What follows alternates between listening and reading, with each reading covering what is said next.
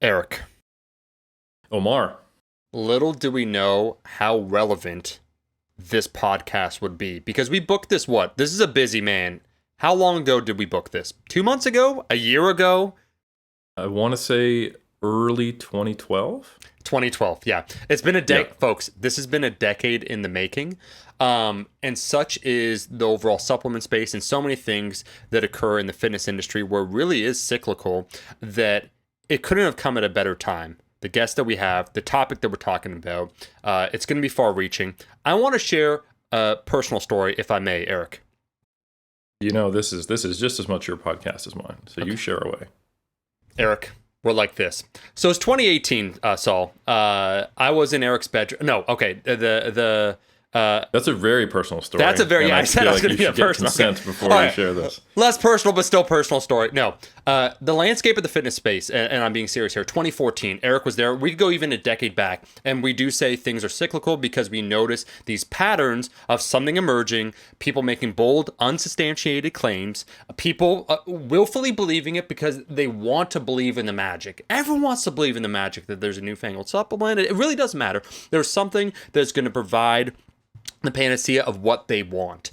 And so in 2014, I was fortunate enough, this is when people would still reach out, these entrepreneurs, these individuals. Like I remember our boy, Greg Knuckles, the rogue AI himself. I shared an article from his website, Strength Theory, and he, at the time, now Strong by Science, and he reached out to me, and he was super cordial, and that's where we developed a relationship, and we started working together and all that stuff. Is kind of game recognizes game. At the time, there was a plethora of people on social media, which largely meant YouTube, spewing BS. There were large talking heads. I won't name them, but you could probably figure it out if you were around a decade ago. There were at least two channels, Eric, that were very influential in the space. The host, owners, whatever you want to say, because one was a host but not an owner. Anyway, some of these get complicated because I do think they're what do you say, like tax sheltering schemes, where like they're not but they're, anyways, it's complicated. Nonetheless, some of the most prominent definitely requires an LLC being funded in Delaware. Yeah, exactly, Eric. So, anyways, some of the most prominent voices had, let's say, vested interest in supplement companies, and they're making bold, unsubstantiated claims. Nothing surprising. Enter this a magical website, examine.com, that I discovered, where it seemed like they were really vetting the information, the source of the information, the scrutiny that they were doing, the openness and availability and access of information, the participants, so the people that they managed to recruit under their fold. Everything just checked all the boxes, and I was like, wow, this is a fantastic resource, because we know that the supplement space is an unregulated space. So what do you do as a consumer when you're trying to make an informed choice? So here's his website. Anyways, I decided to make a video because at the time, I'm not sure if it was HMB. There was another supplement that was just making waves. And I'm honestly, what's crazy, guys? It's not HMB. It will come to me probably halfway through the podcast. And this just shows you how often it reoccurs. I want to say, this is going to sound crazy. And Eric, maybe you could help me. And I'm going to wrap up the story here. But I want to say it involved placentas. I know that sounds crazy. I want to say if I'm not going to actually say the brand name. It was Bio something. Anyways, I'll say it off air. Oh, Biotest? No. Unfortunately not. No. I know we've brought them up. I want to say BioGrow. Anyways, it was making waves. It was making waves. Shout out the website because I thought it was fantastic. People need to know about it. The owner himself, a mysterious, elusive figure called Saul, reached out to me. We once again struck up a conversation, found out that he was in Toronto, and from there, a relationship has now blossomed, a decade in the making, where Saul has been instrumental in many ways as a connector for me, where now for Rascal, basically my partner, Tico, who's another shadowy, elusive, powerful figure, I got connected via Saul, where these people are in the space, affecting change, doing the damn thing, which is weird to me, Eric, too. Well, I'm excited to have Saul. One, not that it's hard to get this man on, but he never wants to take credit for his accomplishments. But it's like the antithesis of the fitness space, where it's a lot of like we've seen coaches, Eric, where the athlete will win the world championship and they'll say, I can't believe I won a world championship with this athlete. It's like, you did it or they did it. I've gotten 30 pro cards this season for my athletes. Like, you stayed shredded a long time, bro. Like, man. Bro, so I will just say, I'll wrap up this long-winded introduction just to say that I'm thrilled to have my friend Saul on this podcast because it's a long time coming. But eerily, when, Eric, you're the one that came up with the idea for this podcast, we couldn't anticipate what would be unfolding in the fitness space, but it's perfect. The timing couldn't, it's almost like we planned it, but this is serious. This podcast has been scheduled for months. Yeah, it has. So yeah, without any more introduction, we'll actually let Saul speak on his own behalf. But yeah, it's wild that just 2 episodes ago, we were talking about the testosterone controversy that is now coming out of, these testosterone products. You have to say that with quotes around them because that's the label claim, but it's not the actual reality. And that they actually are underdosed in something else they don't even purport to claim to have. So yeah, and we were talking to you, Saul, about this off air, and you weren't super up to date with following this, and there's no reason you should be because as we've all discussed, having been in the game for more than a decade, this is like the 15th time that we have seen something like this happen in less than that many years. Yeah. So anyway, I think it's great that we have you on. For those who don't know, Examine.com is a fantastic resource that, among other things, is basically the evidence-based Wikipedia of supplements. That's the easiest way to put it. The first time I gave this a shout out was in my last Muscle and Strength Nutritional Pyramid videos, filming myself in portrait mode on an S3 camera in a conference room at AUT. I brought a table and I put a chair on top of the table. I took out my wallet. I propped my wallet up vertically against the back of the chair, and I put my phone against my wallet. I hit record, portrait mode facing me, lowest camera quality possible, and I drew on a whiteboard, and you can see I'm unable to write straight without lined paper, and at this angle, I wrote Examine.com. Why did I write Examine.com on there? Because it was amazing to me at the time, in 2012 or 13, that there was a repository that looked at all the human research on the vast majority of supplements available, and it made my job easier as someone who was constantly dealing with whack-a-mole of the various supplements that were out there and being able to go, look, here's a fantastic resource that you can read all about the biochemistry, but more importantly, you can look at the human research, the consistency of how the research pans out, what effect you're looking for, and whether you can make an informed choice on whether you want to buy it or not.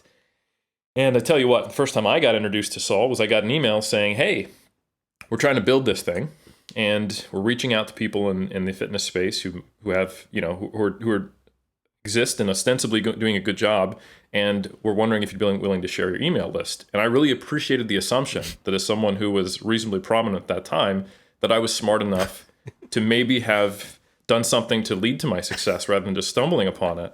But my response was, oh, an email list. I don't have one of those. That's not a bad idea. And so, yeah, let's just say that probably the most business savvy and promotional marketing savvy person in the room is not me. And with that, I want to say, Saul, thank you for joining us on Iron Culture.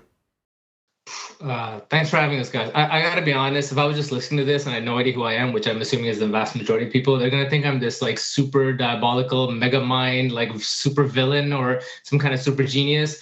The bar has been set really high, and hopefully I can deliver to at least like 40 or 30% even to what you guys have said. I wanted to chime in on one thing, Omar. The supplement I remember in 2014 was Garcinia, which was the Dr. Oz fat burner. And that was actually the website that put us on the spot. So I feel like that might have been it, where Dr. Oz talked about it. We were like top 10 on Google for it because it was relatively an esoteric supplement at the time. And then it spiked up huge. And that was a big part of actually how we gained notoriety. If it's not that, I'm not even surprised, to be honest. As you said, it's a cyclical thing. And even this latest controversy you guys are talking about, I don't know if you guys are fans of Seinfeld, but I always tell people it's like the George Costanza effect right now. People spend more time not trying to do the work than actually trying to do the work. And if they just did the damn work instead of trying to find some random supplement that supposedly has 1% chance of helping you become 300% stronger, it would just be a lot easier and a lot less, mentally exhausting trying to find this cheat instead of just doing the damn work. So yeah, it's either George Costanza style or not. And unfortunately, a lot of people prefer the or they get sucked into it, right? When they first start getting fit or try to get healthier, they go with the former because they think they're geniuses. But the reality is, we kind of figured the general stuff out 20 years ago, and now we're just kind of refining it a little bit, bit by bit.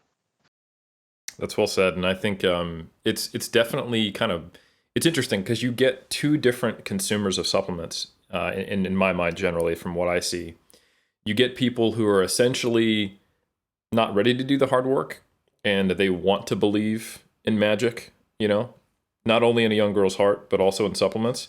And like you were saying, Omar, they're like, oh, you're telling me that instead of totally changing my lifestyle, which maybe I'm not quite ready to do, if I take this pill, I can get there. I want to believe that.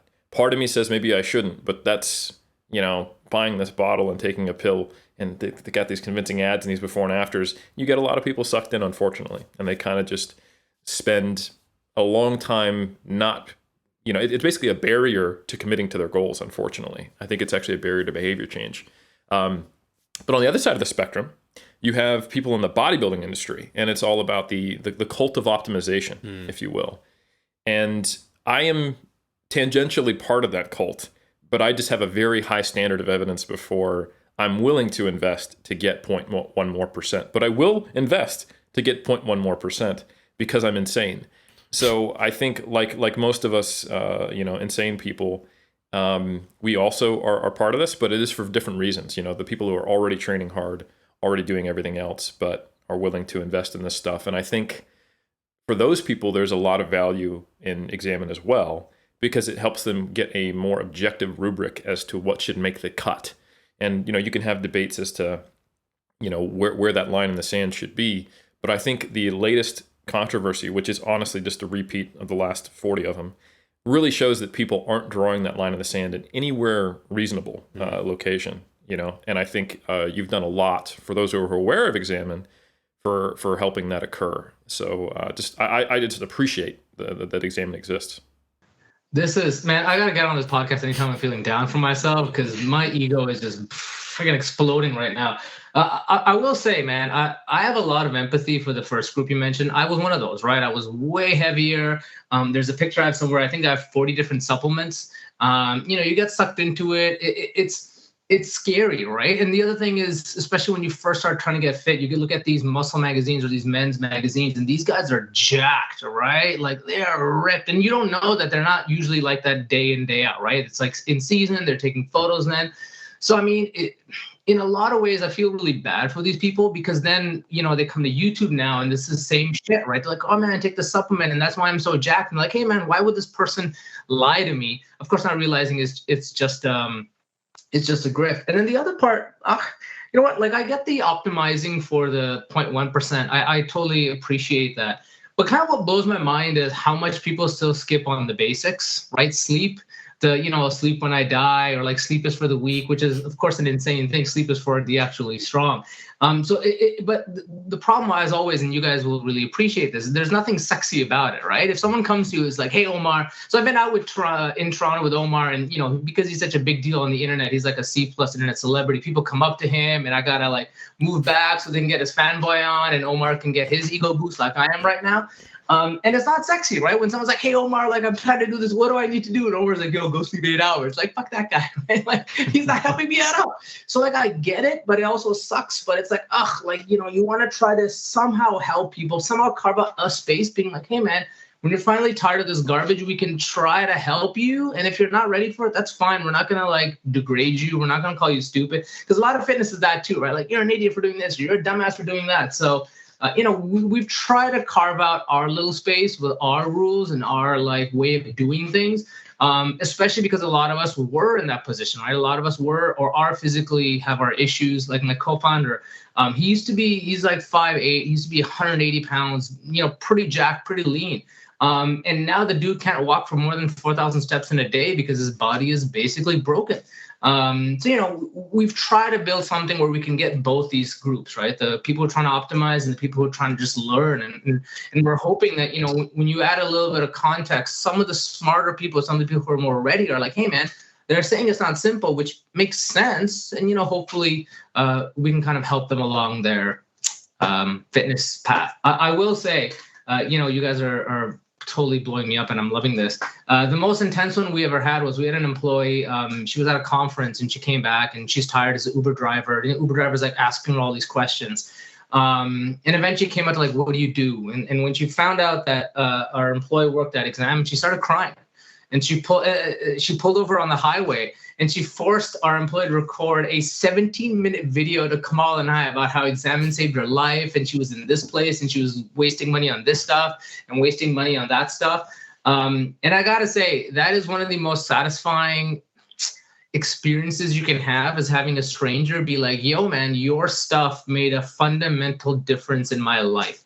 So thank you guys for obviously all the kind words. And hopefully, you know, the work we continue to do can kind of help people as much as we possibly can in their lives.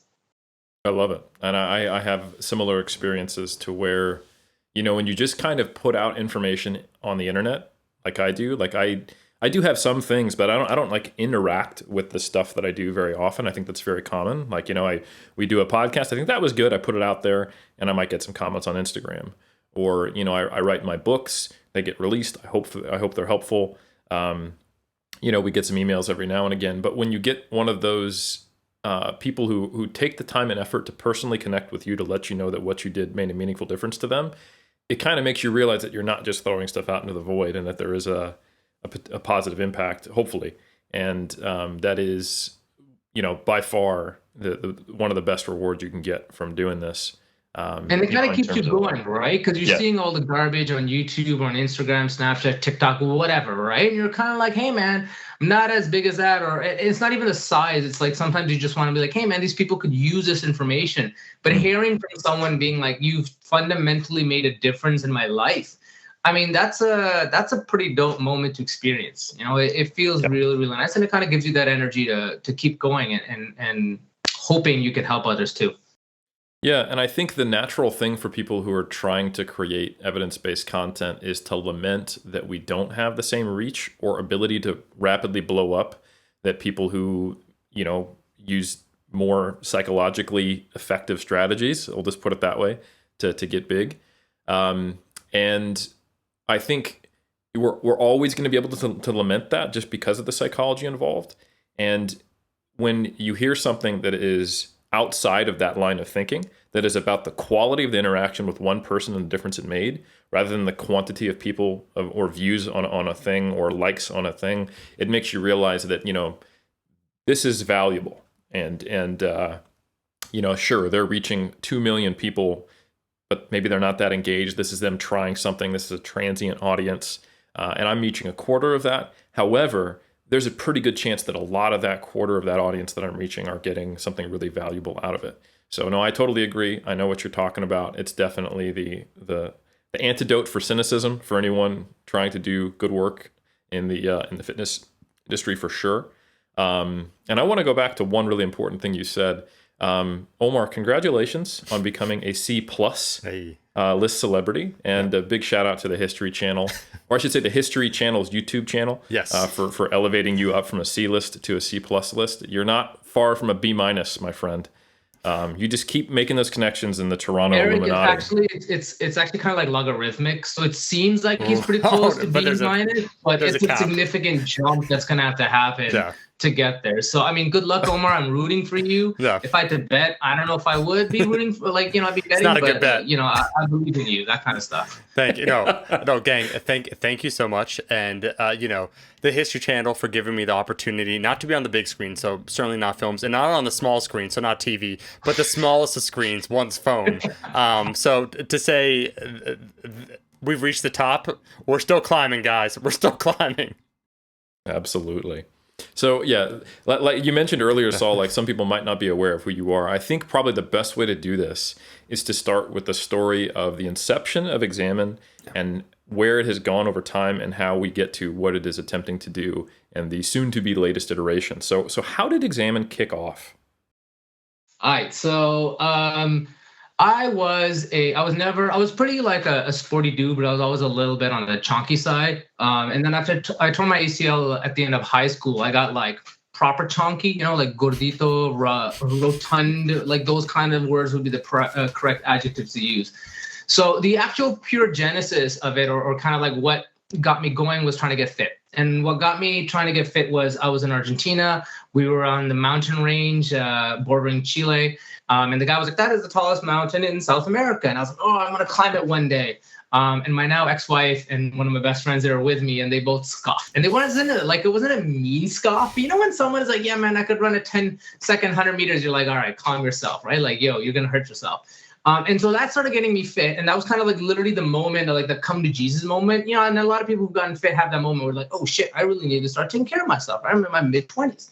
And so, as I mentioned, as I started losing weight, you see this glutamine, 300% muscle mass more, which you actually think about is insane, right? Like if you were to pack on 300% more muscle mass, like Arnold would be like, yo, dog, like what's going on over here, right? Like it's an absurd number. So I started getting sucked into these supplement things. I remember Tim Ferriss's 4-Hour Body came around this time, and I was like, oh my God, I got to get Brazil nuts for selenium or whatever the hell else. So I got to do 40 squats before I start eating. Or whatever that, the GLUT4 activation. And so as I kind of, being the nerd I am, I started going around on like Reddit and trying to figure out what the hell is actually going on. And at the time, Reddit Fitness, which now I think is like 7 million people, 8 million, whatever. At the time, it was like 6,000 people, I think. And so it was a bunch of nerds being nerds, right? Looking at, I didn't even know what PubMed was. And so as people kept like, every day someone would come in and be like, hey, is creatine safe? And some nerd would go out and write, this 3-hour-long response that they would take. And the next day someone else would come and be like, hey man, is creatine safe? And the nerd would try to copy paste or eventually just, start wanting to punch their screen.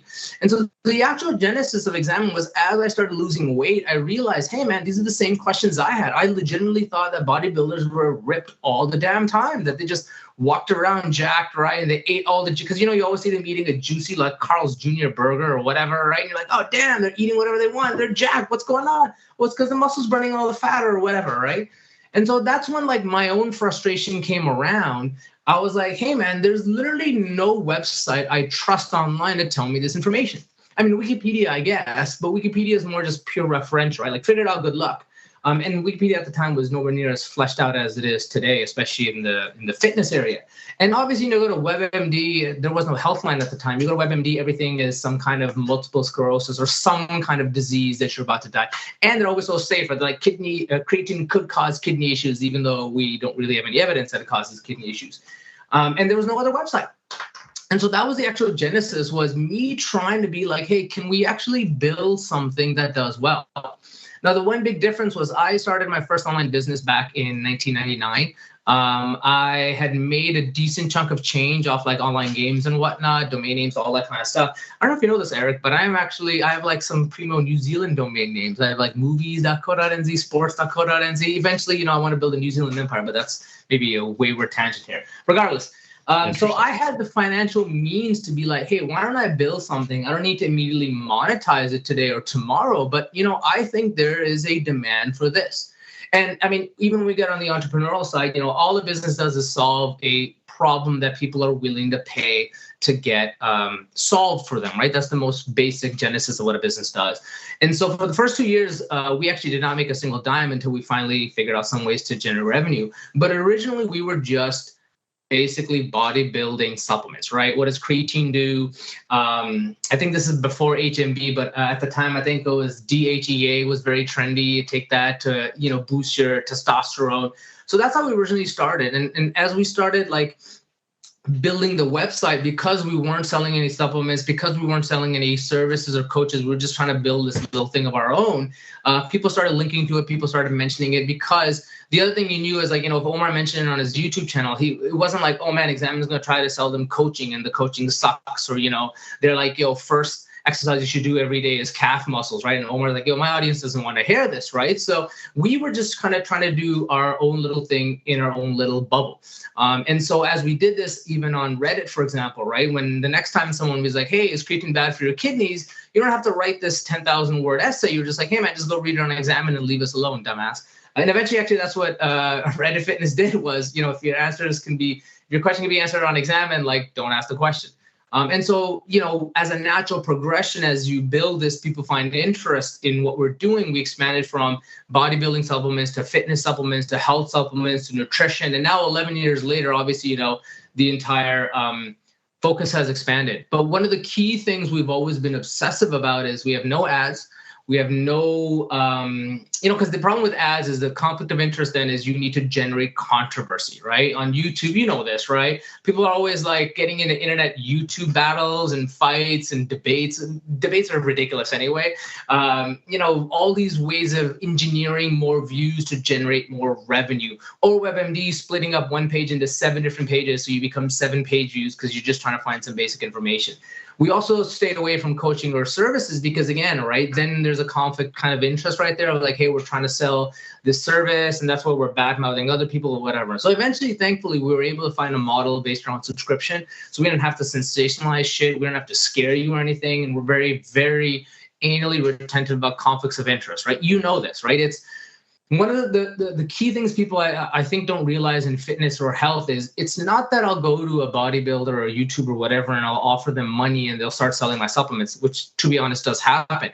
The bigger issue is it's hard to criticize your friends, right? If you have a friend that says something ridiculous like, hey man, people with vegan diets are going to die when they're 50 and you and I and all of us know it's ridiculous, it's harder for you to say to a friend or publicly say, hey man, Omar thinks that veganism kills you. Omar's an idiot. You're like, no, man, he's a friend. Like, I'm just going to kind of ignore it and pretend, it's not a big deal. And so that was a big part of us is we do not associate with anybody. We don't affiliate with anybody. We don't joint venture with anybody. We don't take money from anybody. We've written for a bunch of magazines, a bunch of newspapers. We actually wrote for CrossFit Journal, and there was a huge fight with them where they were like, because we wrote about adrenal fatigue. And I put that in air quotes. And they were like, we have to pay you. And we're like, no, man, we don't take any payments. They're like, well, we're not going to publish this unless we can pay you. So eventually we took a $1 check from them, which we never cashed. I just posted a picture of it online. But being able to build our own little thing and not worry about generating page views or generating more coaches or whatever clients into your funnel and all that kind of stuff, it gave us the liberty to be like, hey, man, we're just going to nerd out. That's all we care about. FYI, we're going to make mistakes. We publicly talk about in spirit of transparency what our mistakes are.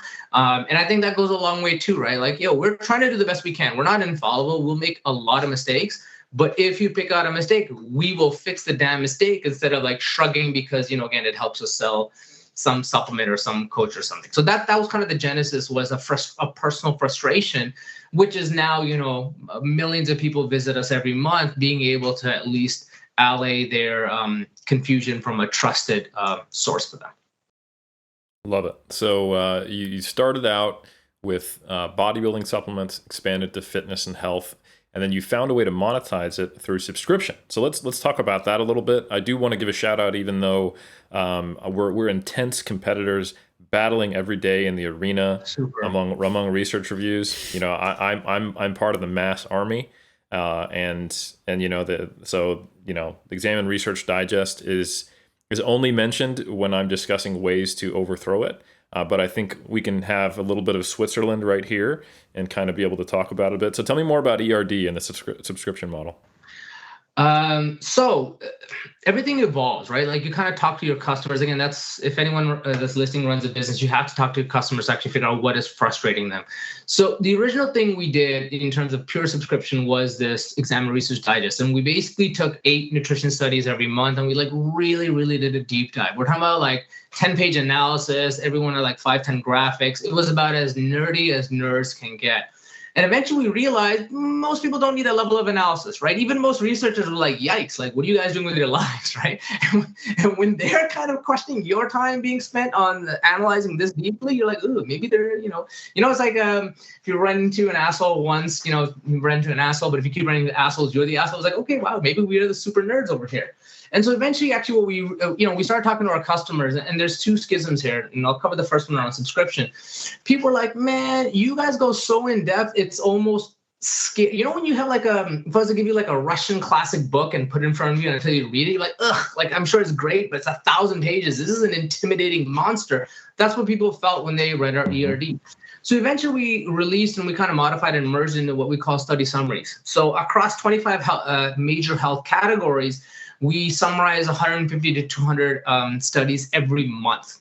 And so this way, if Omar is interested in muscle performance, boom, he's got it, right? If Eric is interested in gut health, boom, he's got it, right? Instead of hoping that, especially with 25 categories, hoping we'll cover one study that you're interested in, you're like, hey man, I know every month I'll get at least 5 summaries, we'll throw in graphics, tell me what the background is, what the research found, all that kind of stuff. So that was kind of like the evolution from us as we went super nerd and we realized, most people are not this nerdy. We dialed it back a little bit. Now we still have maybe 10 papers a month where we do more expansive, but instead of doing 10 pages, it's 5 pages. And then the others are like 1 page, 1.5 page. So you can sit down, you can whip it up. It's like a quick meme read almost, right? It takes you 5 minutes to read, like, all right, I got it. I know what's going on to the next one. So the nice thing about this is then, if you just want to stay on top of the research, which I think a fair amount of people actually do, like it's relatively niche, but it's still a lot of people enjoy being fit, right? And a lot of people enjoy the pedantry over, can you do spot fat loss? Well, technically you kind of can, but it's like 0.01%, so it doesn't really matter, right? So for them, it's great because they get to read about whatever they want, right? So that's kind of how we evolved into that. And this way we let Mass have, their little audience, and we kind of, go for everybody instead of, Knuckles' fanboys and whatnot. Well, actually, that's actually, you're joking, but that's a really good point in that I can see immediately why when you're trying to reach general health and fitness and supplements, nutrition, like when you have health is a really broad category, and it means a lot of things, and it means different things to different people at different times in their lives. It is probably very challenging to have, a handful of articles done in depth.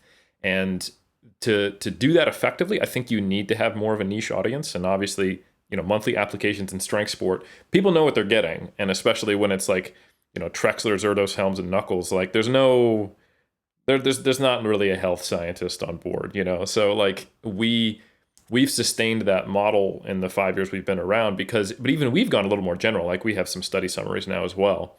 But yeah, I think calibrating yourself to your audience is a really critical piece, and it doesn't surprise me at all that that's what you found with ERD, given how broad of a topic or topics you guys are trying to cover. So I think that makes a ton of sense.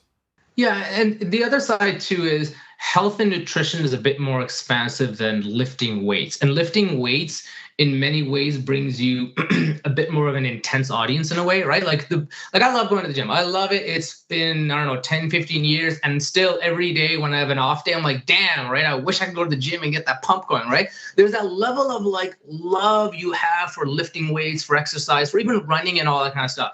General health is not like that, right? When someone's like, I want to be a great grandparent to my grandkid, it's not the same where they wake up and like, yeah, let's do this, right? Like, okay, oh, wow, okay, if I sleep for 10 extra minutes, okay, maybe if I don't look at my iPad before I go to bed, I'm a little bit more recharged. That's good for my kids. So the level of commitment is also different. And the final thing, and I'm not saying this in any, just anyone's listening, like Greg is my boy. He's been to my place. Like he is my friend. Lindsay and Greg are my friends. And when, I've known them for pretty much when they started, I love them, right?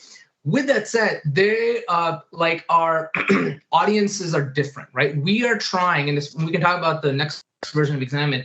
We're basically trying to take on stuff like WebMD and Healthline, right? We're like, the current offerings are garbage. We're trying to take them on. Mass, I love reading Greg's even blog, but that is a relatively more niche audience, where if I was to send that to my mom, she would be like, oh shit, I forgot how to speak English, right? I'm back to my native tongue. Like that's it. That's another, it's amazing. I love it. I love reading that kind of stuff. But it doesn't work necessarily as well for the general audience. And we have gone more general because that is kind of what we want to do. And it makes total sense where, yeah, you guys bring in some summaries, but you guys know what the meat and potatoes of your audience is, which includes me, right? Like I want to read that. I love it. But different kind of missions. And that's awesome. I love recommending your guys' sites to other people because you guys do good work. And that's really all that matters. Saul, Eric, I'm going to intercede here because this has been a battle of compliments, seemingly, but I could see the actual proxy war brewing. So I'm just going to back everyone out. I'm going to pull everyone out. And I saw it, Saul, you're here for like at least another 45 minutes. So we're going to get to Examine 2.0, but I'm going to back the hell up because we like to sit with the guests and get to know them, largely speak over them.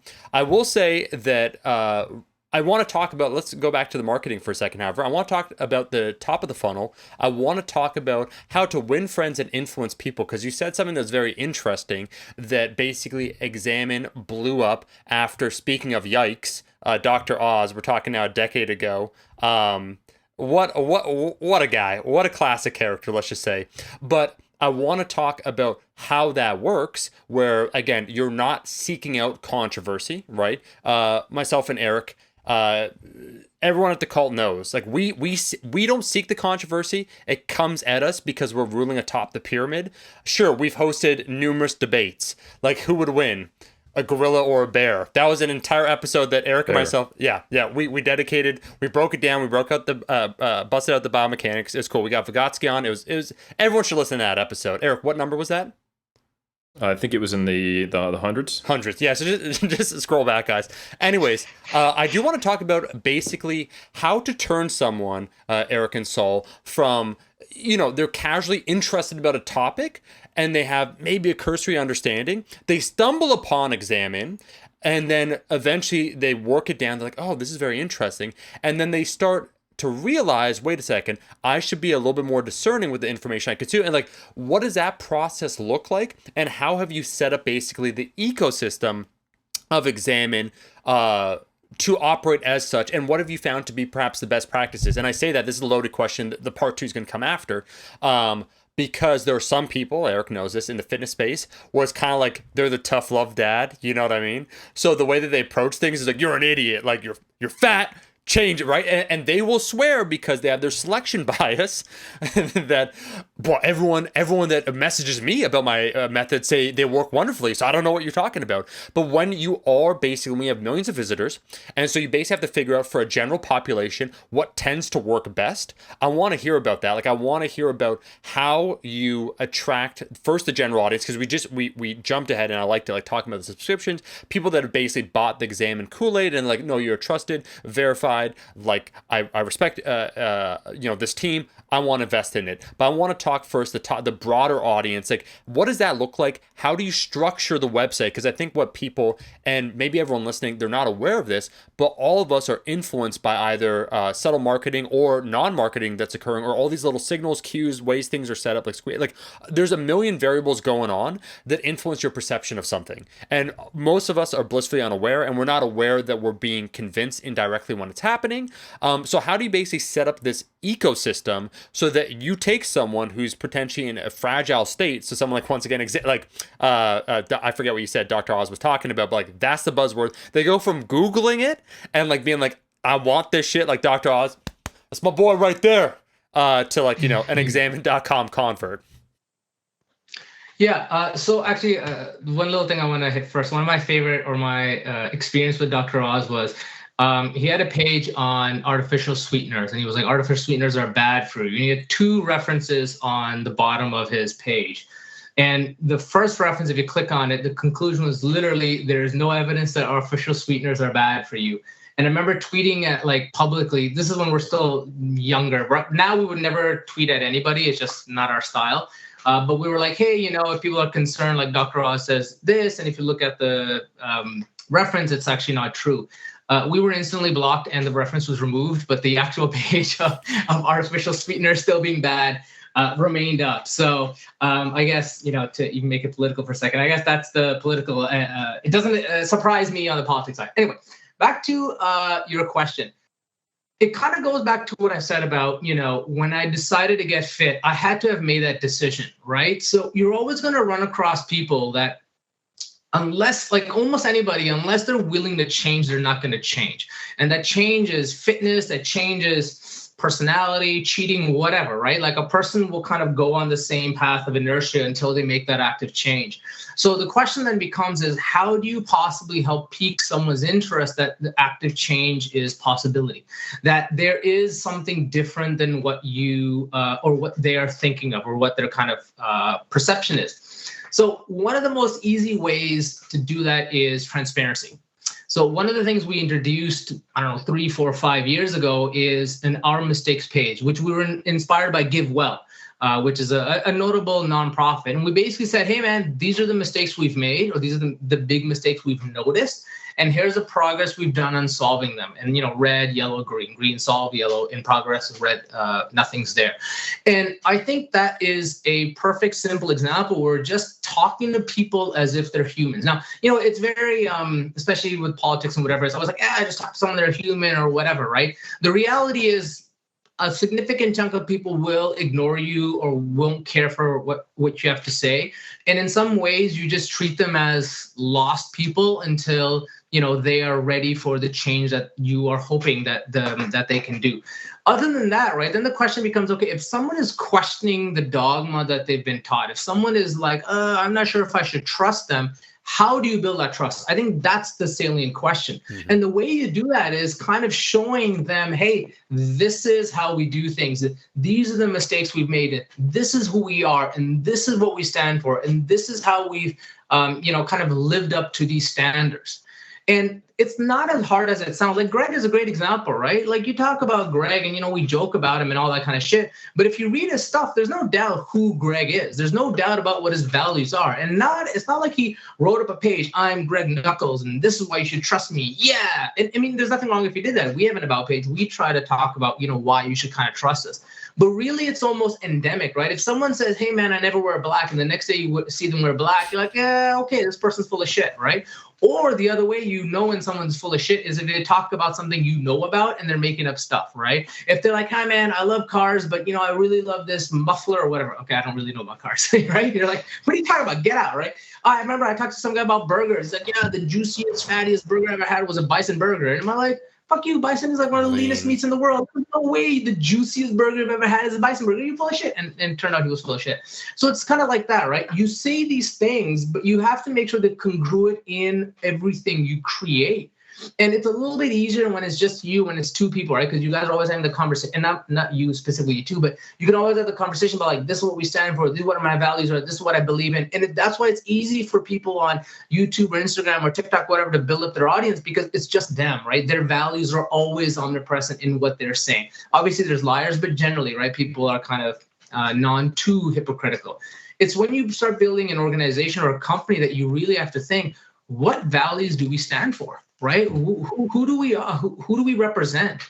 And so for Examine, we have an employee handbook where the handbook isn't like these rigid rules of like, this is acceptable, this is not acceptable. Like on our social media, our little blurb is don't be a jerk. That's our social media rules for our employees.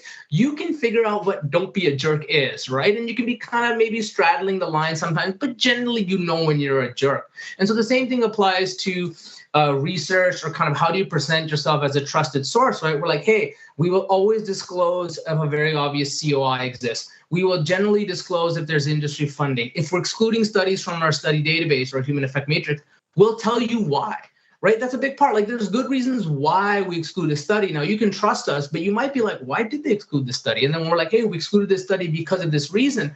That's a very clear signal, if you're playing heuristics. Hey, wait a minute, I can trust these guys. They're telling me why they've excluded. Now, there's always a level of trust, right? We could be lying about why we did it or we're misrepresenting it. That's no doubt. There's always that level. But you'll rarely find such sophisticated liars that will put in all this effort to be like, we're doing it like this. That's why you should trust us. The second part of that, Omar, is we can still do a better job, right? Like, I'll be honest, when we first created Examine, and even still today, there was a lot of ad hocness, right? We're like, shit, we want to do this. Shit, we should cover this. Or, hey, we should write about this. Throw it all together, right? And I'm not forcibly trying to steer this to Examine V2, but one of the things we realized was people have very common questions. And so one of the things we started doing was we need to standardize answering the same questions people have for different things, right? What causes a migraine? What causes high blood pressure? What causes this? Like, that's a very common question, right? Should I be worried about this? Like migraines, again, using that, should I be worried about high blood pressure? Should I be worried about high cholesterol? Should I be worried about creatine? Should I be worried about this? So eventually you start realizing, wait a minute, the reality is not I should be telling you information or I should be just verbally vomiting at you. The reality is people have questions. And if we meet them with their questions, and then, we have citations and references and all that kind of stuff, and it aligns with this is how we do research and this is why we don't like, the number one thing we get asked, as you can imagine, is what brand should we buy? We could definitely generate millions of dollars if we're like, you should buy insert brand here or insert this brand, right? But we have a page where we say, why don't we recommend brand? Or actually, why don't we recommend, whatever, you know what I'm saying. So we explain, why is the process, and we try to tell you this is what you should look out for when you when you're looking for a brand. These are some signals that you should look for, but we won't because of A, B, C, D, E, F, G. And then as long as we never recommend brands, we're staying true to our thing. Even me publicly, I'll generally never ever say I take this supplement or I take that supplement. I'll say generically like, oh, I take something for my bones because I have bone issues and all that kind of stuff. So Omar, to answer your question, I think individually is relatively easier because it's more just, are you a stable human being? Then the more advanced level comes is you got to start talking about what your thought process is, like why you're doing this, what your thinking is, why you're not doing ABC. So we explain, why don't we recommend brands? Because it's conflicts of interest, right? Why don't we work with X company or Y company? Because we want to be Switzerland and we don't want to have any issues with friendships or associations where we're afraid to talk about that. And then the next level is like, this is how we do our analysis. And the next level is, here's the most common questions. We're answering your questions and we're answering them in a way that is annoyingly never reductionist, right? Where never something is clearly good or clearly bad. Like, you guys know this. Generally, most things are nothing, right? They're just your take. You eat a cheeseburger, maybe it's not the greatest thing in the world, but nothing's gonna happen. You take 20 cheeseburgers, maybe there's an issue, right? If you take it within a couple of days. So we try to be like very clear, like, hey man, most of the time it doesn't really matter.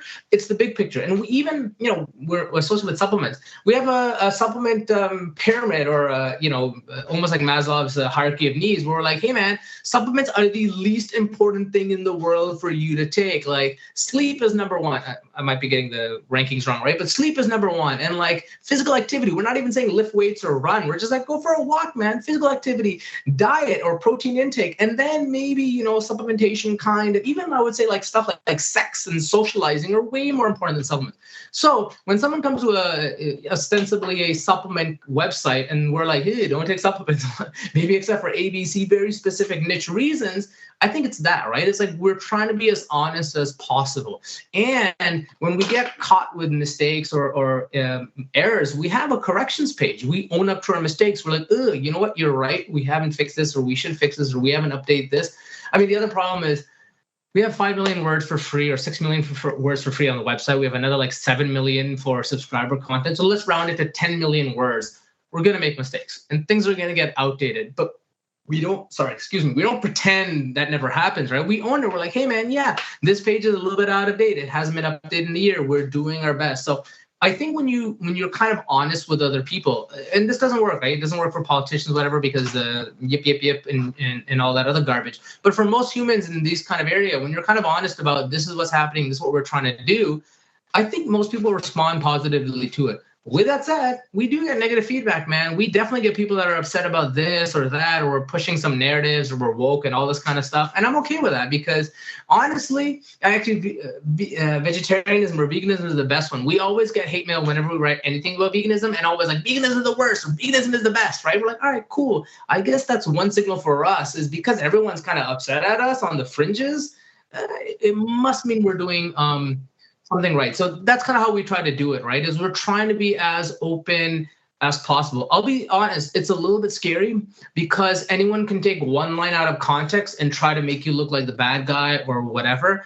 But I think what's beautiful about the internet is no one can break you, right? We could have, Elon Musk meets and Obama and Oprah and Tim Ferriss and insert whoever. They could all team up and they'd be like, Examine is the most garbage website we've ever met in the world. Or add Trump in there too, why not? Examine is the most garbage website we've ever met in the world. It might affect our business a little bit, but in the grand scheme of things, it won't, right? Because they're still just small percentages of influence in the cacophony that is the internet. So as long as we kind of stay true to ourselves, the audience kind of knows you, they build that relationship with you, they build that trust with you. And once that trust is built, as long as you don't fuck with it, man, people will really, really come out to bat for you. As a simple example, again, this is B2 is coming up again. We were trying to figure out the correct naming nomenclature for some taxonomy stuff. And we, we're like, hey guys, can you give us some help or whatever? We had 1,000 people respond to this long ass survey about what was the word you'd use here and the word you'd use here. I would never fill out the survey. I look at it, I'm like, oh, fuck you. But, this many people cared that intensely to spend 15 minutes looking over 3 different word choices. So that level of, trust, it can be abused for sure. I'm not going to pretend it can't be. But as long as you stay true to your mission and as you bring in employees and you kind of keep them on the same path, man, it's a beautiful thing to see because they then make it more robust. Like our employees make sure I can never be non-ethical because my employees will bust my ass before anyone else outside of Examine ever will. And so it's like a nice self-policing way where we never lose sight of what we're doing because everyone else is on the same page. Does that make sense? Yeah, I resonate with a lot of that. I think I was reflecting on which people I initially started to follow and even then eventually modeled my own career after in the kind of evidence-based space. And, some of them do things which I definitely don't model anymore and have actively spoken out against. But the through line of similarity between all these people and the one aspect that I think is very valuable and very good that all of them do, and which I try to do and I emphasize, is that giving you the blueprint to how I got here. Like I have heard, people in similar roles that I'm in being like, I don't really see the point in like in-text referencing when I talk about something because 99% of people don't read them.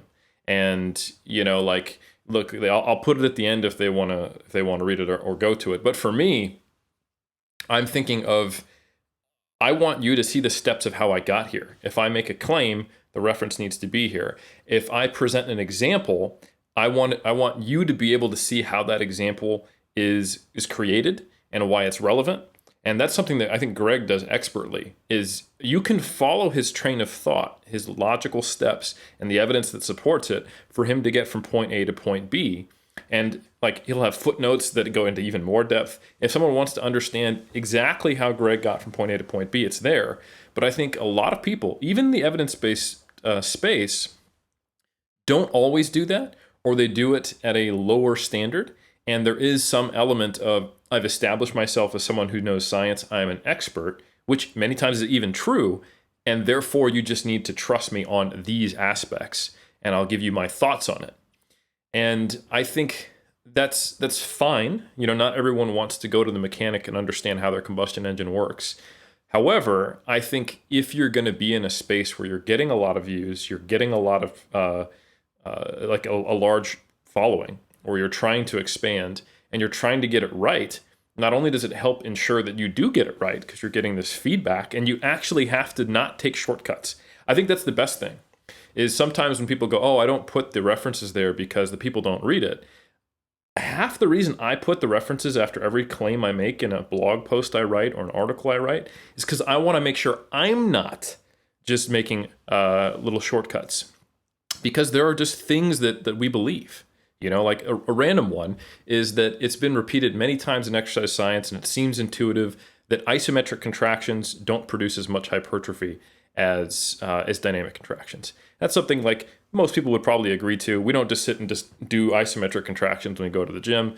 I said that in a paper one time, and I was like, I should probably cite that claim. The best thing I could find was an animal study. So like, this is something that's probably true, and it matches with mechanisms, but I don't actually have a study on humans to support that. And so then I had to change that sentence. I said, it makes sense from these physiological reasons, and we suppose that this is the case, and it is true in animal models, but that's actually all the research we have. And all of a sudden, that one sentence changed. So it wasn't that I was just trying to put a reference to, for people who won't read it. It made me more honest. It made me more accurate. And I think those self-policing, as you called it, or those checks and balances, they make your information more robust. But the challenge is, and I think Examine does a good job of this, and I think I hope I do a good job of it, I think Greg does as well, is being clear and concise to the need that you need to be for your audience. If you're speaking to nerds, obviously, you don't have to be quite as concise, while still doing that. And I think that is a hard thing to do. And it's even harder when you're trying to speak to a general audience. And I think the way you do it well and Examine, like if anyone ever goes to, let's say, the creatine page, the order of information that's there and then the human effect matrix, how to take it, and like the general summary. All that comes before the long ass Wikipedia page where you can learn about like the intense biochemistry. So it puts the information in a way that, and I think this is a good lesson for anyone who's creating content, someone can opt in to the level of depth that they want. And those who don't want to opt in, they know that the information is there, which I think provides a level of confidence that they can trust the initial summaries. Because I'll be honest, like, unless I'm actually writing about one of the supplements that's on Examine, I don't read that stuff anymore. Because way back in 2012, I did, and I was like, oh, these MFers are on their shit, you know? And I know the people. Like, oh, I've heard Kamal speak now, and I've met Saul. So even me, as someone who likes to read this stuff, reads research, produces research, when I look at a supplement that is new and I'm not fully aware of it, I'm okay with the summary and just reading the like the summary of the human research, and I don't go into the Wikipedia page because I don't necessarily need to, unless I need to, and I'm writing the content. So I think that speaks to the kind of like the way that occurs on just a given page, and I think you guys do a very good job of it, and I think there's a lot to learn from there for anyone else who's trying to do anything similar. I think there's a subtle signal when someone just dumps the references at the bottom. They're basically saying, I've said a lot of things, but I'm making it much more difficult for you to figure out what I've said if it can be trusted. To me, the other side of it is like one thing I would love for us to eventually offer is almost a bounty. There's like some famous computer programming books where, hey, if you find a mistake, I'll pay you $10. I would love to have that for Examine, where like, here's all our references. Fact check the shit out of it. If you find anything wrong, we will pay you, because it's a sign from us being like, whoa, we've made a mistake. Now, you have to get more advanced, because then you have to internally track who wrote the reference when and what happened and blah, blah, blah. And there's a lot of work. And this is kind of where I will say like why we got into more general and stay niche is the possibilities are kind of fun in their own way, right? We're like, we can do this. We can be in academia, we could do this, and then we could offer this. And because we have these many subscribers, we can have 40 researchers, or like 25 now, but we can have like 50 researchers, and we can make this mistake, and we can hammer people, blah, blah, blah. So I think there's a lot of subtle signals that we send, like as a heuristic again, that people who are in the know, we're basically trying to prove to the people in the know that we know what we're doing. And so we're basically trying to prove to ourselves that we know what we're doing. And a very simple one is what you literally said. Have the references where you make the damn claim, because it only becomes a narrative story of, I did this, I did this, I did this, I did this. Thereby, the obvious conclusion is this, and this supports it there. So yeah, I never think it's a one simple thing, right? It's like, this alphabet soup, right? You got that PhD after you, everyone is saying like, whoa, man, we'll quote you in magazines. You must know what you're doing. Even though you and I both know that PhDs are like the most specific thing in the world. And when they try to veer out of their PhDs, yikes, they're almost embarrassing themselves, right? Epistemic trespassing. So I think it's these little things that all add up eventually. And then word of mouth and all that's the killer, right? You are free to search for whatever anyone has to say about examine.com. We definitely have some people that are not fans of us, but generally, it's when you ask them what they don't like, they'll bring out this one specific reference we missed like a year ago. And you're like, ooh, okay, we made a mistake. But I think most reasonable people are like, yeah, you know what? I've made mistakes. I don't know who you are, that you are perfect. I almost sound bitter here, but I'm not. Everyone. How to know when you're bitter is when you say you're not bitter. Yeah. I was like, ooh, I'm not bitter. Oh yeah, not at all. Ooh, it's just I've been on the, unlike Omar, I'm a D- internet celebrity, so my skin is not as thick as his. So I just haven't developed that skill set yet. You haven't lost your humanity yet. That's right. The other thing I will say, as a measure, Omar, of if you can trust some people. I find that the people who take themselves too seriously are some of the most untrustworthy people. Like we're joking around about Knuckles or like, Omar with his calves and whatnot. There has to be a level of self-deprecation where you're basically also saying, I don't have all the answers and I'm comfortable with that. And I'm sure you guys both know there's definitely people in evidence-based fitness or whatever, even other areas, that are so serious about everything that basically it's almost like a goddish like complex comes across, where like everything is so serious and everything must be done perfectly right. And you're like, I don't know if you could handle being wrong, because it's just not your personality to ever admit like, ooh, I was incorrect about this, or ooh, I made a mistake, because everything is so damn serious. So we try to also lighten the mood up a little bit, especially with how nerdy we are overall, to let people know, like, hey man, we're still humans. Like, we don't take ourselves too seriously. We take the work seriously, just not ourselves.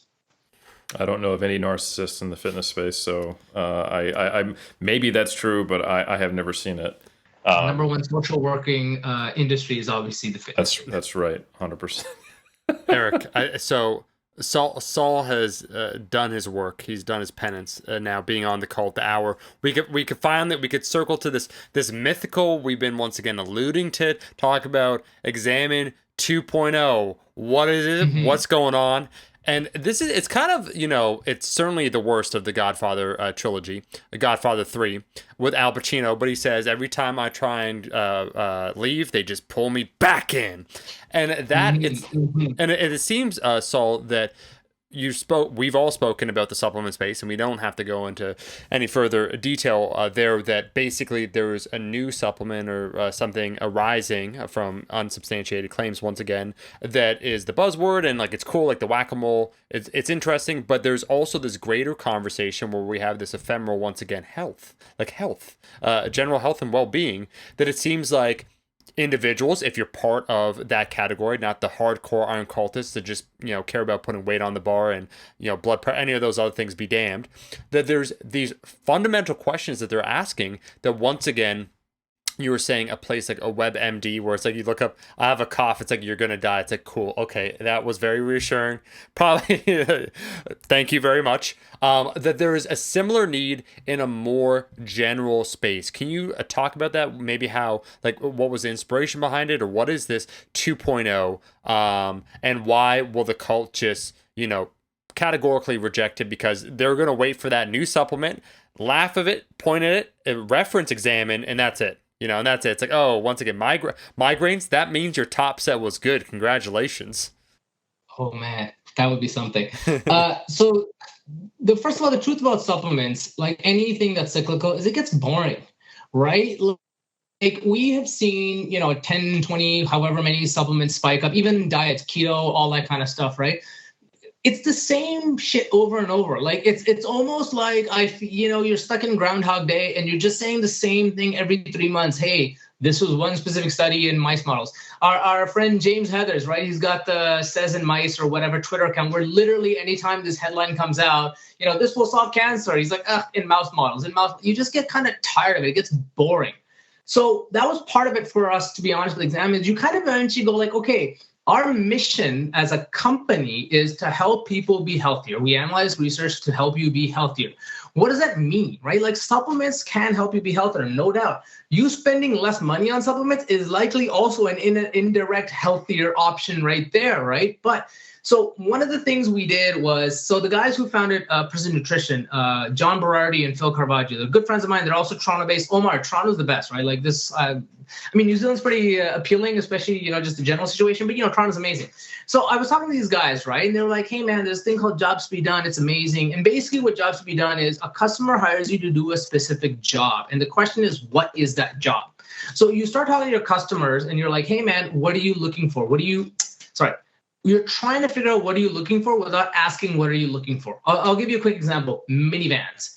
Minivans sell like hotcakes. But ask anybody if they want a minivan, they're like, dear God, no. It's the worst thing in the world. But minivans serve an amazing purpose. If you have a family, they do the job of serving a family better than anyone else. They were one of the first, if not the first ones, to have videos on the back of head screens so your kid would shut the hell up. They were one of the first to have like the keyless or touchless entry, right? Because you're carrying all this shit. You have little minions running around like little monsters and you need to open the trunk. How the hell do you do that? You wave your foot underneath the little thing and the trunk opens, right? Minivans have solved the job, which is how do I make it easy for kids? Well, minivans are also one of the few that have like a little aisle, right? So your kids can go to the back without having to put seats down and it's just a mess, right?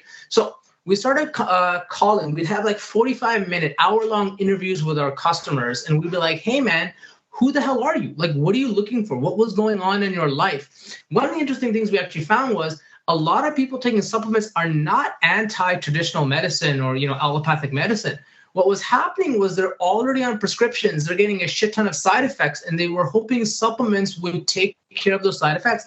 I remember talking to a woman, and she was like, yeah, I started taking this thing for my kidney, and I was only supposed to take it for 90 days, but the doctor told me to keep taking it, and then it caused me issues with my liver, and then I had to take this, and now my breathing is shortened, or my blood pressure went up. So I'm just trying to look for something that lowers my blood pressure. That's a supplement. I was like, damn, okay, that makes total sense. And so as we talk to these people, we realize nobody cares about creatine. Nobody cares about fish oil. They care about what will fish oil do for me, right? Why do you take creatine? Because it's going to make you more powerful. Why do you care it makes you more powerful? Because you're going to get look more swollen, jacked, right? Until, and you get off creatine, you get rid of the water weight and all that kind of stuff. But you got what I'm saying, right? The job isn't, I want creatine, I want fish oil. The job is, how do I look huge, right? How do I make some man turn around and go like, damn, you got huge quads, right? That is the goal, the dream of someone to walk by and be like, yo, your hamstrings are thick. That's the job. So as we started talking to these customers, we realized the job that people were looking for was, I've got this health issue. I'm scared. What can help me with it? And we were kind of helping on that last little bit, right? Like, high blood pressure. Here's all the supplement interventions, and here's what the human studies are saying, blah, blah, blah. And so that's when we made the realization that if we want to live our mission of helping people be healthier, we need to give them information on health topics, right? If I have a migraine, Omar, you mentioned a migraine, is that a bad thing? Is that something that I need to go to the doctor, or is it something that can happen sporadically? What causes migraines, or what can help me with migraines? Replace migraines with a million other things, right? Blood pressure, right? Anxiety, depression. I mean, obviously, a lot of these are medical things, and we're not claiming that you just take supplements or, the secret, believe it, and depression will lift, or why don't you try not being sad? None of that garbage. Let me be very clear, right? But there's a lot of questions people have. And the number one word people use to describe us is unbiased. And the number two is trusted. So if we have this association that you can trust Examine, and we are also tired of the supplement news cycle over and over again, and we enjoy nutrition research, let's not that's the part that we find fun, right? There's new studies coming in, we're analyzing, we're making sense of it. Why are we limiting ourselves to being focused on supplementation and not on health itself? Right? Why don't we try to tackle that? The final bit, I'll be honest, I think the fitness space really struggles with this, is they're not ambitious enough. A lot of people in fitness space are very, very okay with being the little dominant boss in their little niche and all that kind of stuff. And that's fine. That's cool. And we kind of talked about mass versus Examine, right? In no negative way. But somehow I came across people that have very big plans, like, dude, why don't you do this? And why don't you do that? And why don't you try to take on UpToDate? For those who don't know UpToDate, UpToDate is literally the reference site that all medical doctors use. I think it's like a $7 billion company, some ridiculous number that I can't even fathom, right, in my even dreams. But we were like, yeah, man, we've got the trust. We've got the unbiased. Revenue is a bit of a question mark. We'll skip over that one, right? We got the can-do spirit. Why don't we actually start looking at health topics and instead reverse towards interventions, right? Because we know that supplements are not the only intervention, excluding even medication. We know that sleeping is an intervention, right? Light therapy is an intervention, music therapy is binaural beats, even physical interventions like until I got with my partner, I didn't know something such as a menstrual cup existed. Right? So you don't have to use tampons and you don't have to use pads. It's an intervention. It has its downsides, it has its positives. But where can someone go and learn about menstrual cups without being sold? Like we had a friend trying to buy something for babies, and they sent a link to our group chat, and Tico was in it, and he was like, "Oh man, you got trapped into an affiliate site, right? Where they basically list the top 10, and they're just linking them all to Amazon and making bank, right? So where can someone go where they're like, I just want to know about health? And one of the other realities of Examine is, Eric, you kind of touched on this. You visit Examine maybe a couple times a month, right? Like, I want to know about this esoteric supplement, or does fish oil actually make a difference for bone health? You look it up. But if we cover health, if we're like, whatever your health condition is, now obviously that's a very ambitious statement to say, and I'm not saying we have that solved at all, but whatever your health question is, we can answer your questions. And going back to your previous question, Omar, if we can do it in a systematic and standardized way, right? Are migraines dangerous? Is high blood pressure dangerous? Is hay fever dangerous? What causes migraines, right? What causes hay fever? What can I do? Should I be worried? Blah, blah, blah. If we can take that evidence and analyze it, because it's just health research, right?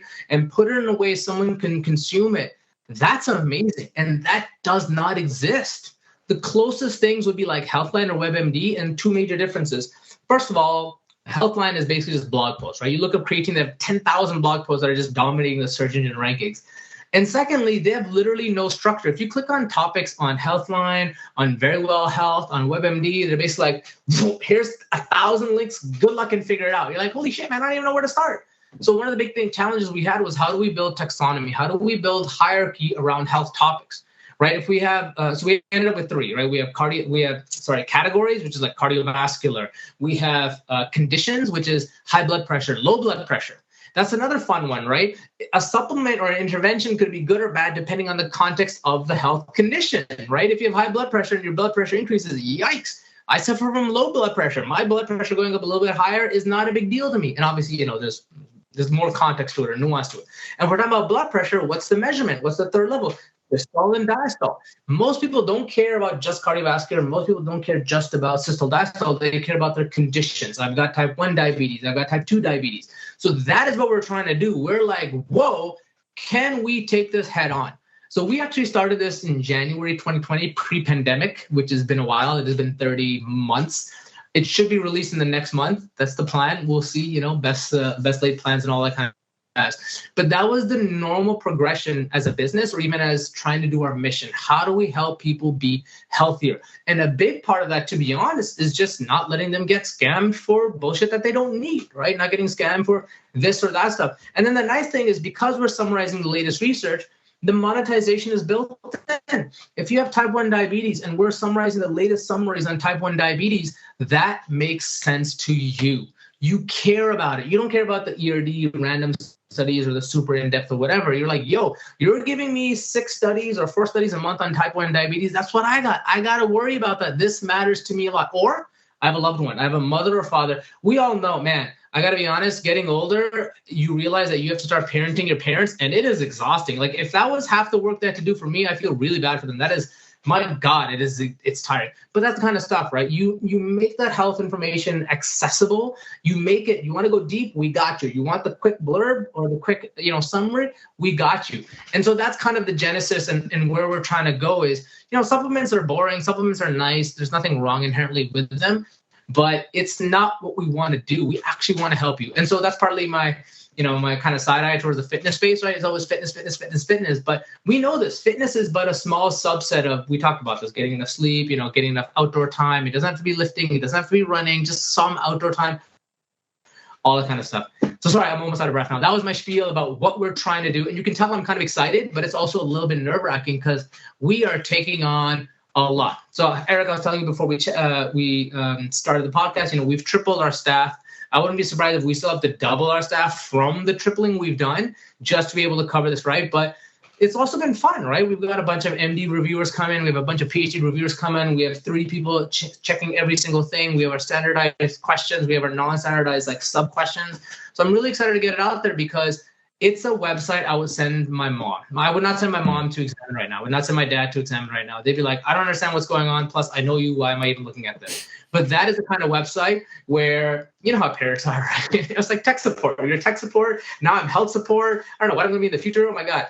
Appointment support. Anyway, so that's what we're trying to build is a website you can send your parents, you can send yourself to learn about whatever health topics you're curious about. And you don't have to worry that we're trying to scare you, or we're trying to sell you affiliate, or we're trying to sell you something because the model is thankfully built into what we're doing. Does that make sense?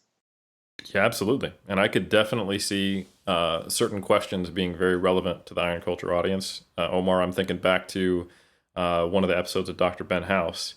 I'm sure a lot of Iron Culture listeners had the question, is it okay that a certain part of my body feels like a bag of worms? And that's the type of thing they could type into the new Examine 2.0 and find out, what that means and whether they're going to be okay. Using the scientific term bag of worms, because it's been very hard to get that across to the lay people that you have to use the right nomenclature. Otherwise, it's just not accessible to anybody. You talked about taxonomy. People are going to describe things in certain ways that colloquially make sense when they're influenced by certain podcasts and guests that can make you literally squirm, no pun intended, in your chair. So anyway, Omar, all I'm saying is, there are certain questions that even the performance first, thick hamstrings first crowd of Iron Culture might have that I think will be very relevant to Examine 2.0. And health is scary, right? Like you get a pain or you keep, like I used to, for a while I got headaches from working out. It was the worst, right? You like something you really enjoy and suddenly you're like, shit, my head pounds, like painful, right? Like where the lights are too bright for you. That shit is scary, right? And you're like, yo, is something wrong with me? Am I gonna get an aneurysm if I try fighting through it? Like fitness is nice. And again, I'm not saying this in a bad way, but health is, it's so personal. And that's where trust really, really, really matters, right? If you break a bone, you're like, yikes, is this gonna get into my, because you also have the scary stories, right? Like the splinter happened and it hit a vein and it got into the bloodstream and now there's calcification in their heart. You're like, whoa, first of all, that doesn't even make sense. Why would the bone be calcifying? But still, like that sounds terrifying. Yikes. So like really, in many ways, you could even say, and I think people will empathize, I just want to get my parents off my back because they know what we do and I don't really know anything. I got to ask the researchers what's going on. So this way I can just be like, mom, dad, like here's the link or here's a copy paste of the screenshot. Just, you got this. Leave me alone. Really, I guess the grand scheme of thing, I'm just trying to make some more time for myself. Fair enough, man. Parents just don't understand. I mean, Will Smith said it right, People thought this was a public good, but this is actually just a personal crusade on Saul's part to like have to free up more personal space from his parents that inadvertently then will help a lot of other pyramids people. for me, man. Yeah. Like I think it's important when the two align. It's a win-win, I believe, is the MBA phrase for it, a win-win. By the way, I want to be super duper ultra clear. This was not my like singular genius. I'm not like Steve Jobs sitting and ruminating in a room with my neck covered because Steve Jobs has a thin neck. Mine's decent size. If this was like the team came up with most of this stuff, and I am just lucky that I get to sit, at my position where I get to claim that this was our or my ambition or my genius. But I want to be super clear. I was like maybe 3 at the most 7% of this. A lot of the ideation, a lot of the work came through what the team did. 'Cause, you mentioned a bag of worms. Even today, we were debating, okay, how do we handle nomenclature, right? We have scientific name, then you got to worry about the italicizing and all that kind of stuff. And then you have the common name, you have acronyms, right? Hay fever was it allergic or rhinitis? Or don't even quote me on what the right words are, right? How do you deal with that? Right? How do you build a taxonomy around what do people talk about? So we had this long conversation. So I want to be super duper clear. This is not a genius moment. This is a collective team effort. And we all have, like, we're very big on, like, we don't have managers. It's just Kamal and I, and then the team is kind of flat. There's no, like, a manager can fire you, a manager can hire you, any of that kind of garbage. And we basically, everything is open to debate in our company. Any little conversation, we talk about the most mundane things in the world. And through that, nerds, right? They will argue, but they won't argue like you're an idiot. I just think your idea is idiotic, but I'm not actually like that. But the process is really nice because, it solidifies like what we're trying to build. And hopefully, we'll be able to show it off and not be embarrassed by what we've brought together. Can't wait to see it. You do. Me too. Now, if we were savvy marketers, we would have made sure that this episode launched when 2.0 was available. But that's what happens when you're trying to serve the public good. You aren't concerned about, what's going to get the most amount of clicks. Like, we could have made this a debate-oriented title, right? That would certainly be more provocative. Eric, what would be like a debate-oriented title for maybe something like this that you think would really get the clicks? Not the respect, but the clicks. Is the information on Examine killing you? Right, killing. Yeah, no, that makes sense. Whoa. That is something I've often wondered. I've heard people say that too, and that's all you have to say. It's like the backup. What Saul Orwell tells all. That's the after. Yeah, the it's gonna be like exposed. The secret founder, co-founder of Examine, tells us his dirty thought, or exposed. The secret co-founder of Examine hates his parents. Learn why. Something absurd like that. Whew. But that first one was way rougher. I like it. That was. I feel like Eric is like one of those guys that's got like a secret Twitter account that's got like 900,000 followers, and he's just egging on people, and that's his release valve, which is why he's so nice. And the day-to-day is he's got his way of getting it out of the system. Pretty diabolical. It's either that or kill people and hide the bodies. So yeah, we know that's a lot of work. Yeah, we have. But I don't want to be no Danny Lennon, you know what I'm saying? So. Eric, I was going to. So we have this Will we say can we say that safely, Eric? Colleague? Like, how would you describe him? You keep your friends close and people who might stab you in the back literally closer. Yeah. Yeah. Ideally in the front though, so they can't get to your back. Ideally though, physically. I mean, I think he's very good with anatomy. Yeah. So he'll get you either way. Yeah. When you think you're safest is when you're actually in most danger. No, so Eric's kind of just like the Batman of the Justice League, where he knows every other superhero how to kill them. So he's quite comfortable and confident, because should it come to that theoretical situation, he's already mentally taking you down in his head, like thousands of times. And so by now, the system's been established. So again, you think you're safe with him, but he knows he's safe with you. That's the difference. So this is just market research for him, or not market research. This is like personal research to know how to attack me. All right, wow. Correct. This is like kudos. Sometimes you come across like evil geniusness, and the genius of it is so amazing that you're just like, yo, I may not like it, but like props to you. So props to you on this one, Eric. What a insanely complicated megalomaniac scheme, but props to you for pulling it off. That's my hunk right there. Yeah. You just got to be prepared for if Examine goes rogue, So yeah, don't take it personally. I do it with everybody. Yeah. Terminator. You're not special. Yeah. You're not special. You're just a number. Those movie scenes where you have to guess my password, and Eric is like, "No, I talked about a podcast. I instantly know the answer." Why would I guess when I can know it? When I know it. Oh, well, I think we've reached that end point where we've covered a lot. We've covered a lot of ground here, Saul, where we talked about the latest controversy that just seems to follow us around. My gosh, I wish we'll do it, Eric, on the next episode. But after we had a recent Q&A, and yeah, we did talk about testosterone for about 5 minutes. But the level of banter, it doesn't get better than on the cult. I wish I had time to read some of that. We'll circle back. But I thought it was interesting, and it explains why something like examine.com, why it arose, or the genesis, what you saw, where there would be something of value, and we're seeing it constantly in the space. And that's why I think it's interesting for those that are recently participating, where like if you're, once again, a recent gym goer and you hear about testosterone, like you're a beginner, intermediate, this is your first time, like HMB, like the HMB controversy, this is the one for you. Like this is the Zoomer or whatever, the TikTok generation, this is your thing, okay? And then whatever was before, there's like the YouTube one, where YouTube was the main platform. For the TikTokers, which that's why I saw, FYI, much like Eric basically will figure out someone over time, given the time course being long enough. From a longevity in terms of being in that C+ influencer space, I selected Eric long ago. He thought it was due to his like cerebral nature, his inquisitive aspects that really can put together an interesting podcast. It was because I anticipated there would arise at some theoretical point, not an Instagram, but a TikTok, where dancing would be the medium of communication.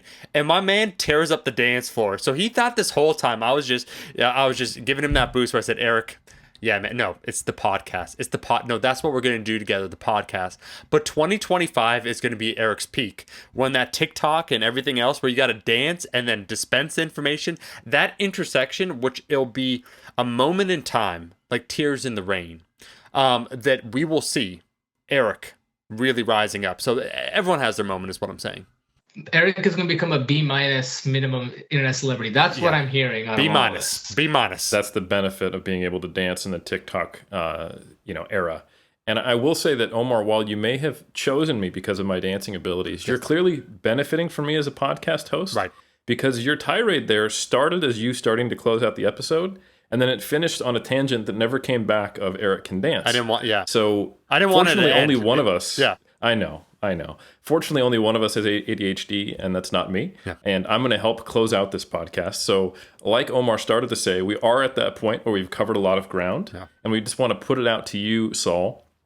Given you're the expert on Examine, is there anything else that you think is worth bringing up before we finish this episode, and we encourage all the listeners to, hey, maybe instead of listening to high-pitched, nasally, annoying voices yelling at you on YouTube, to try supplements with no evidence besides, hey, I know some people who got jacked off of it, and they definitely are not, selected because of that, and not a random sample.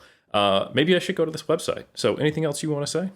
The only thing I would add, and this might be almost too highbrow, is if someone tells you something and it turns out that they are lying about it, I implore people to please stop listening to them. Things would be so much easier if we're like, you have proven yourself to be a jackass.